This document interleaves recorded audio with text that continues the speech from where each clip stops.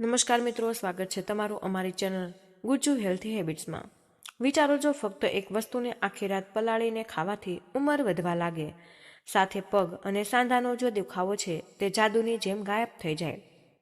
આ એક મજાક લાગતી હશે, આ મજાક નથી મિત્રો। આપણા વડીલો હંમેશા કહેતા કે રાતનું પલાળેલું સવારે ઉઠાડેલું એ શરીર માટે અમૃત સમાન છે, કારણ કે આખી રાત પલાળવાથી એ વસ્તુના પોષક તત્વ અનેક ગણા વધી જાય।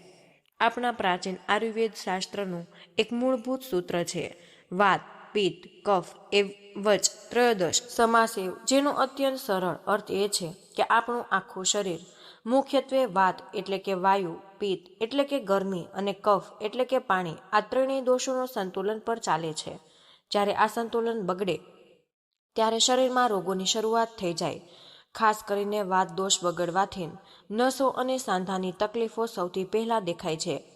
આજે હું તમને એક એવો અક્ષર ઘરગથ્થુ નુસ્ખો જણાવીશ જે તમારા શરીરમાં લોહીના પરિભ્રમણને એટલે કે લોહીને તમારા આખા શરીરમાં બરાબર ફરવાની ક્રિયાને સુધારશે, નસોને અંદરથી તાકાત આપે અને દરેક પ્રકારના સાંધા અને માંસપેશીઓના દુખાવામાં તમને પણ આરામ આપે છે। સૌથી સારી વાત શું છે? આ ચમત્કારી વસ્તુ મિત્રો તમારા રસોડામાં તમારી આંખ સામે જ હાજર છે। મને યાદ છે કે અમારા જ એક વડીલ માજી હતા, જેઓ દરેજ સાંધા અને માંસપેશીઓના દુખાવાથી પરેશાન આખો દિવસ રહેતા, થાકને કારણે ખૂબ પરેશાન। તેમની આંખોમાં એક થાક દેખાતો હતો અને તેઓ પોતાનો દિવસ પણ સરખી રીતે પસાર નહોતી કરી શકતા। ઘણી બધી દવાઓ લીધી પછી પણ તેમને કોઈ પણ કાયમી આરામ નહોતો મળી રહ્યો। બસ થોડી વાર સારું લાગે અને પછી પાછું એ જ। તેમના જીવનમાં સાચો ફેરફાર ત્યારે આવ્યો જ્યારે મેં તેમને આપણા વડીલોએ જે બતાવેલો એક જૂનો અક્ષર નુસ્ખો સૂચવ્યો, જેનાથી માત્ર 3 જ અઠવાડિયામાં તેમના તમામ દુખાવામાં તેમને ઘણો આરામ મળ્યો હતો અને તેમની ખોવાયેલી ઉર્જા પણ પાછી આવવા લાગી। અને જાણો છો, આ એ જ નુસ્ખો છે જે આજે હું તમારી સાથે હૃદયથી શેર કરવા જઈ રહી છું। સાચું કહું તો મિત્રો, આપણામાંથી મોટા ભાગના લોકો એક કાં તો બીજા અવાજ દુખાવામાં પસાર થઈ રહ્યા હોય। કોઈને પગ સતત સોજો અને બળતરા રહે, કોઈને રાત્રે સૂતી વખતે પગમાં એવી ઝંઝણાટીનો અનુભવ થાય જાણે પગમાં હજારો કીડીઓ ચડી રહી હોય। મિત્રો, બરાબર ઊંઘ પણ આવતી નથી અને કોઈના સાંધા સવારમાં એટલા બધા જકડાઈ જતા હોય છે જાણે સાંધાઓમાં તેલ ખૂટી ગયું હોય કે પથારીમાંથી ઉઠવું પણ તેમના માટે એક મોટો પડકાર બની જાય છે। શું મિત્રો તમારી સાથે પણ સવારમાં ઉઠતી વખતે સાંધા જકડાઈ જાય, ઝંઝણાટી થવાનું બને? તો મિત્રો મને કમેન્ટમાં જરૂર જણાવો।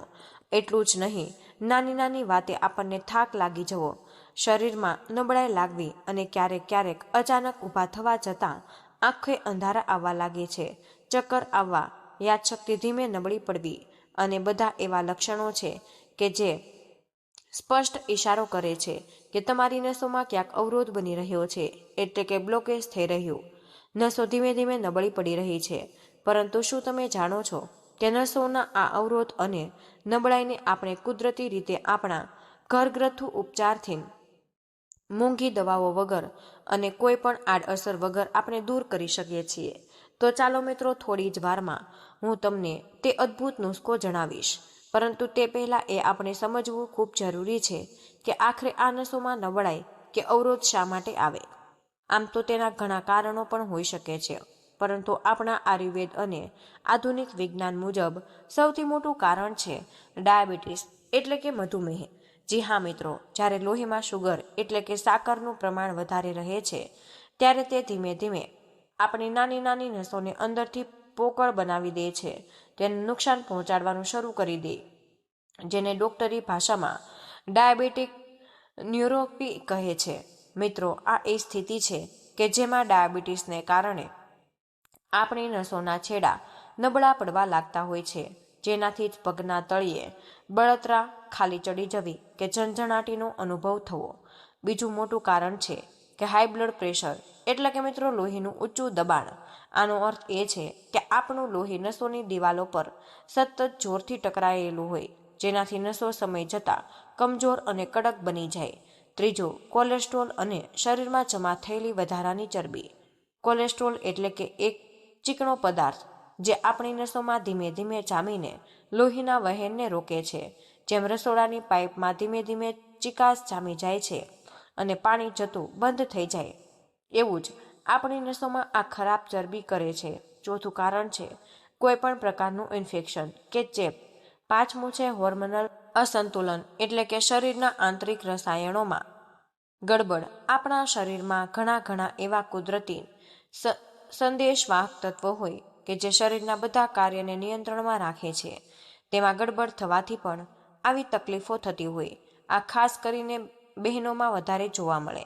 અને છઠ્ઠું કારણ છે આપણી કિડની કે લીવરની નબળાઈ, જેના કારણે શરીરમાં ઝેરી તત્વ એટલે કે ટોક્સિન, જેને આપણે સાદી ભાષામાં શરીરનો નકામો કચરો કહીએ છીએ, જેમાં થવા લાગે છે. આ કચરો જ્યારે પેશાબ કે પરસેવા વાટે તે બરાબર બહાર નથી નીકળી શકતો, ત્યારે તે નસોમાં જમા થઈને લોહીને બરાબર ફરવા દેતું નથી. અને આ બધી જ વસ્તુઓ મળીને તમારી નસોમાં નબળાઈ પેદા કરતું હોય છે અને તેના પરિણામે જ દુખાવો, થાક અને આખા શરીરમાં નબળાઈનો અનુભવ થવા લાગે છે. પરંતુ મિત્રો, સારા સમાચાર તો એ છે કે આ સમસ્યાથી છુટકારો મેળવવા માટે એક એવો ઉપાય પણ છે જે તમારા રસોડામાં જ રાખેલો છે, આપણી નજર સામે જ રહેતો હોય. આપણા રસોડામાં જ એક નાનકડી વેધશાળા છુપાયેલી છે. બસ તેને ઓળખવાની તમારે જરૂર છે અને ખૂબ જ સાધારણ વસ્તુઓથી તમે તેને સહેલાઈથી બનાવી શકો છો. અને હવે હું તમને એ જ નુસ્ખો સ્ટેપ બાય સ્ટેપ એટલે કે એક પછી એક બધી જ વિધિ વિસ્તારપૂર્વક જણાવવા જઈ રહી છું. તો મિત્રો, વિડીયોમાં મારી સાથે તમે જોડાયેલા રહેજો. મિત્રો, આ નુસ્ખો 3 ખૂબ જ સાધારણ વસ્તુઓથી બનેલો છે અને આ નુસ્ખો જણાવ્યા પછી હું તમને આ ઉપાયની સાથે અંતમાં એક બૂસ્ટર સ્ટેપ પણ જણાવીશ. તેની અસરને બમણી 3 ગણી કરી શકે છે. શું તમે પણ આ બૂસ્ટર સ્ટેપ જાણવા માટે ઉત્સુક છો? પરંતુ તેના વિશે તમે જાણતા પહેલા ચાલો આપણે જોઈએ કે આ નુસ્ખો આખરે બને છે કેવી રીતે. તો તેના માટે સૌથી પહેલા તમે એક સ્ટીલનું વાસણ લઈને તેમાં તમારે 1 ગ્લાસ પાણી નાખીને ગેસ ઉપર ઉકળવા માટે મૂકો. હવે જ્યારે પાણી બરાબર ઉકળવા લાગે ત્યારે તેમાં સૌથી પહેલા દાલચીની એટલે કે તજનો એક નાનો એવો ટુકડો તમે એમાં નાખો. તજ એ આપણા આયુર્વેદમાં વાત દોષને શાંત કરનાર શ્રેષ્ઠ ઔષધિ મનાય છે. પછી એક મોટી ઇલાયચી, જેને ઘણા લોકો કાળી ઇલાયચી પણ કહે, આખી જ નાખો. આ મોટી ઇલાયચી ફક્ત સ્વાદ માટે નથી, તે પેટને શાંત પણ કરે અને લોહીને સાફ કરવામાં પણ ખૂબ જ મદદરૂપ છે. છેલ્લે 2 નંગ લવિંગ લઈને તેને થોડા વાટો અને તેના અર્ધકચરો ભૂકો કરીને તે પણ આ પાણીમાં તમે ઉમેરો. લવિંગ ગરમ હોય, શરીરના દુખાવાને અને જકડાઈ ગયેલા સાંધાને ખોલવાનું કામ કરે. આ ત્રણેય વસ્તુઓને આ પાણીમાં 2 થી 3 મિનિટ સુધી તમે ધીમા તાપે બરાબર ઉકળવા દો. ઉતાવળ બિલકુલ તમે ન કરતા, જેથી ત્રણેય વસ્તુઓ પૂરો અર્ક તેનો જે અસ્થિ રસ છે તે બરાબર પાણીની અંદર હંમેશા માટે ભળી જાય. 2 થી 3 મિનિટ પછી ગેસ બંધ કરી પાણીને સામાન્ય તાપમાન સુધી ઠંડુ થવા દો, એટલે કે હુંફાળું રહે. જો તમને થોડું ગળ્યું પસંદ હોય તો તમે થોડું પાણી ઠંડુ થયા પછી એક નાનકડો એવો ટુકડો દેશી ગોળનો ઉમેરો. થોડું શુદ્ધ ઘી, મધ પણ તમે ઉમેરી શકાય. પરંતુ એક વાતનું ધ્યાન રાખો કે જો તમને ડાયાબિટીસની સમસ્યા હોય તો તમારે ગોળ કે મધ બિલકુલ ઉમેરવાનું નથી. તેને સતત રીતે ટાળજો. અનુસ્કો લેવાનું એટલે કે ઉકાળો પીવાનો સૌથી સારો સમય કયો છે? તો મિત્રો, રાત્રે જમ્યા પછી લગભગ અડધા કલાક પછી. મિત્રો, રાત્રે સૂતા પહેલા લેવાથી આખી રાત શરીરમાં પોતાનું કામ કરી શકે, નસોને આરામ આપી શકે. બસ 1 ગ્લાસ દરરોજ 14 થી 15 દિવસ સુધી આને નિયમિતપણે લેશો તો ફેરફાર તમને ખૂબ જ જલ્દી નજર આવવા લાગશે. ધીરજ રાખવી જરૂરી છે, કારણ કે આયુર્વેદિક ઉપચાર ધીમે ધીમે મૂળમાંથી કામ કરે છે. શરીરમાંથી ઉર્જા પણ આવશે, તાકાત પણ આવશે, સાંધાના દુખાવામાં પણ તમને આરામ મળશે અને જે નસો તમારી અવરોધિત થઈ રહી છે તે પણ હવે ધીમે ધીમે ખુલવા લાગશે. હવે ચાલો મિત્રો જાણીએ એક ગુપ્ત બૂસ્ટર સ્ટેપ, જેના વિશે મેં તમને હમણાં થોડી વાર પહેલા કહ્યું હતું. હું તમને એ જણાવીશ એક એવું સ્ટેપ જે તમારા નુસ્ખાના ફાયદાને અનેક ગણું વધારી દેશે. વિશ્વાસ માનો કે આ સ્ટેપ ફરજિયાત તો નથી, પરંતુ જો તમે આને અનુસરી લેશો તો મિત્રો તમને બમણું નહીં, પરંતુ હું કહું છું કે 3 ગણું 4 ગણું સારું પરિણામ મળશે. તો તમારે કરવાનું શું છે? જ્યારે તમે આ ઉકાળો પી લો તેના બરાબર 15 મિનિટની અંદર તમારે એક નાની એવી ચમચી વરિયાળી સારી રીતે ચાવીને તમારે ખાઈ લેવાની રહેશે.